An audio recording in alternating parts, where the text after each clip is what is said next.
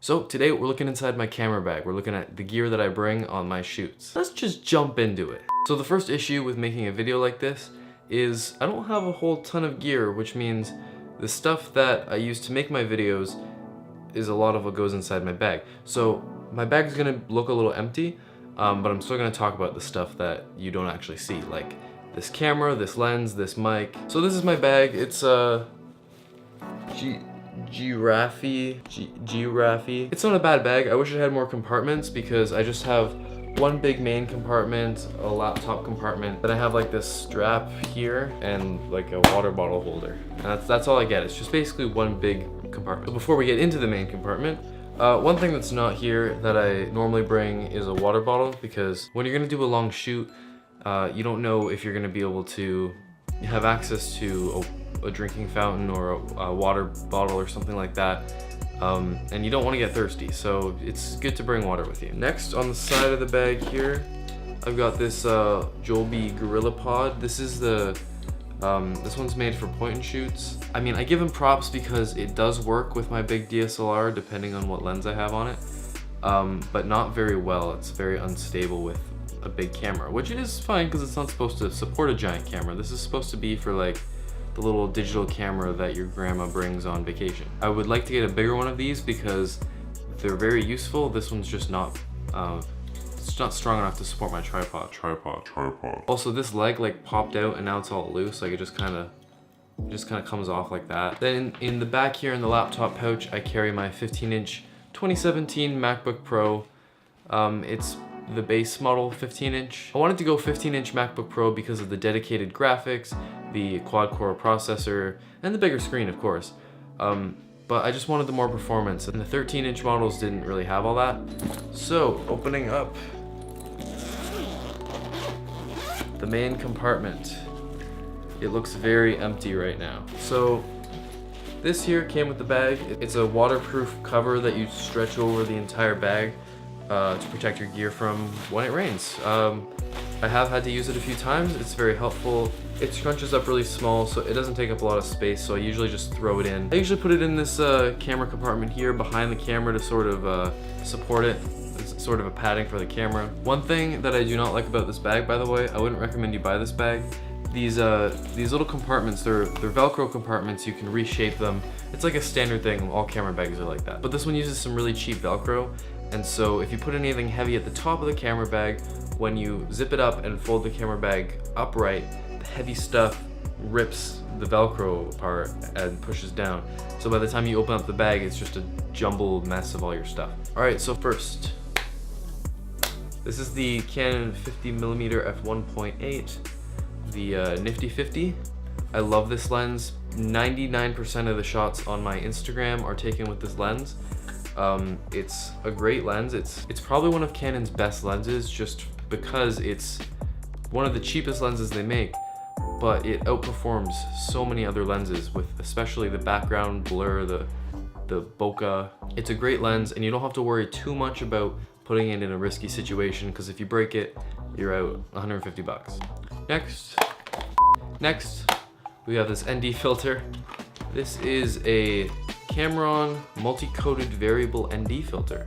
So if you don't know what an ND filter is, it's basically, everyone uses the analogy, it's like sunglasses for your camera. So you can shoot at lower exposure settings and still be properly exposed in a bright situation. So this is a variable ND, which I recommend, so you don't have to buy like an ND filter that's takes away 1 stop of light, one that takes away 4 stops and 8 stops. Like you have one ND filter that does everything you need basically. So this one goes from taking away half a stop of light, and all you have to do is rotate it and it gets much darker. You can see if I hold it up here, this is the brightest it goes, and then I turn it and all the way down, and now you can't even really see me.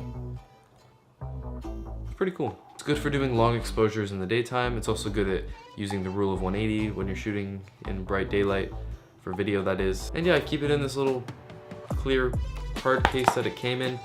I don't know if this was actually meant to be like a case to keep it in or if this was just like a packaging thing when you buy it, but I don't have any other place to put it. So next are these stepping rings. So when you put a filter on your lens, you screw it on the front. And if you've used different lenses, you know that different lenses have different sized fronts. So how do you have a ND filter that screws onto every camera you have. Well, you don't. So what you either do is you buy an ND filter for every one of your lenses, which gets very expensive, very fast, or you buy an ND filter for your biggest lens, and then you buy what's called step-down rings. So the ND filter I have fits on this lens, and then this ring stops it down to a smaller lens. So the ND filter screws on the front here, and then the back part screws onto the other lens, and then this one screws onto there and adapts it to an even smaller lens. And these cost like $2 each or $5 each, somewhere around there.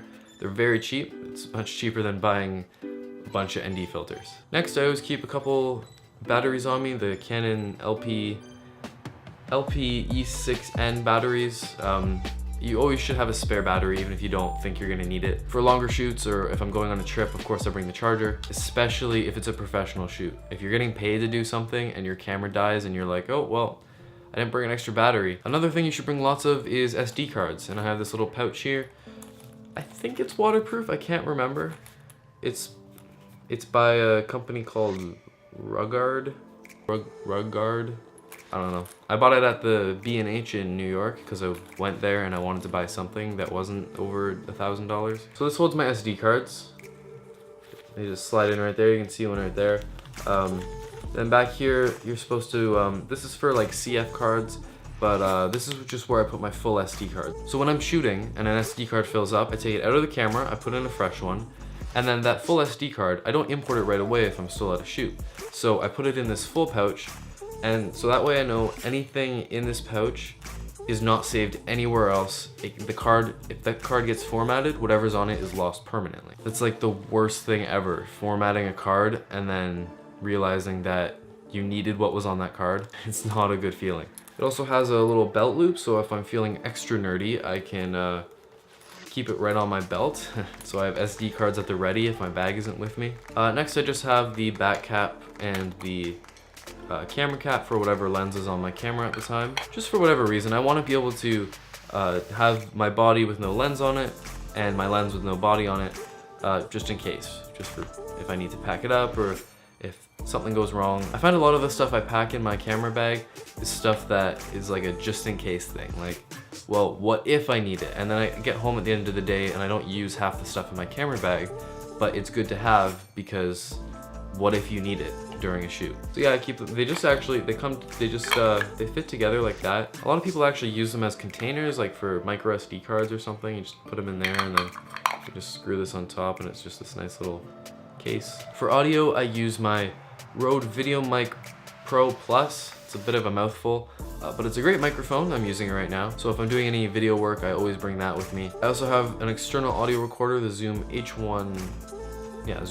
just in case I need to get sound effects or Foley, or I need to plug in a microphone far away from the camera. This is what I use. It's very good quality. It just has the 3.5mm. There's no XLR or anything.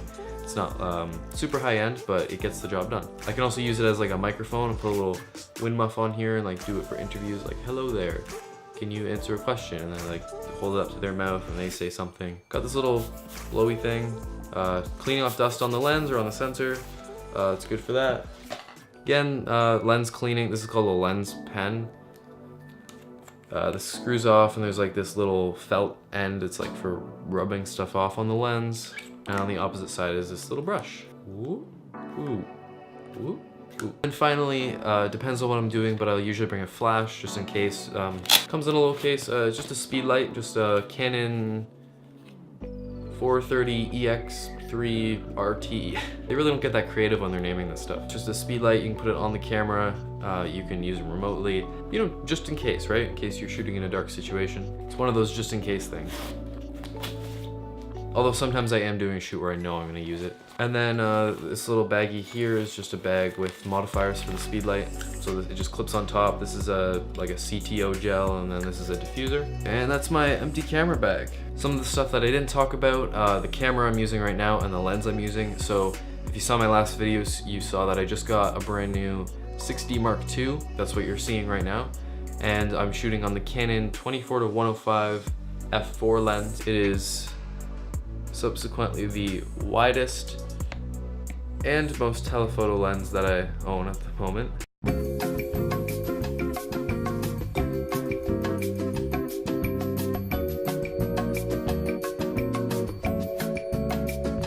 It's really good for events and stuff where you might need to do a wide shot and then all of a sudden you need to zoom in really close. It's good for stuff like that. The f4 thing doesn't really help. Like right now I'm shooting at 2000 ISO because it's at f4 and not like f2.8 or something. So that's not very fun. So I don't love that part about it, but it is a nice lens if you're looking to getting into the professional Canon lenses. This is probably the first one I recommend you get. Unless you have a crazy insane budget for lenses, then definitely get a better one. So then I also have some accessories for my MacBook, like a hyperdrive. I don't know what it's called. It's a USB-C dongle that plugs right in. It has basically all the accessories I need. It's really the only dongle I use. Everyone's always like, oh, don't buy the MacBook Pro because you have to have all these dongles and stuff connected. I only have the one in it. It suits me perfectly. Then I use a Lacy,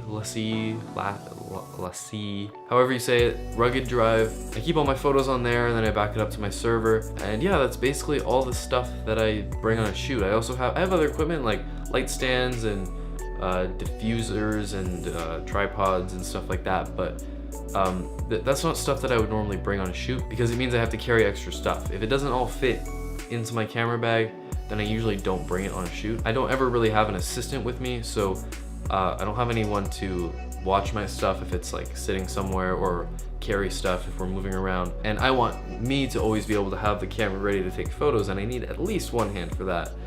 And I don't want to be like carrying a light stand in one hand and taking photos with the other. So when I'm traveling, everything has to go into one bag, otherwise I don't want it.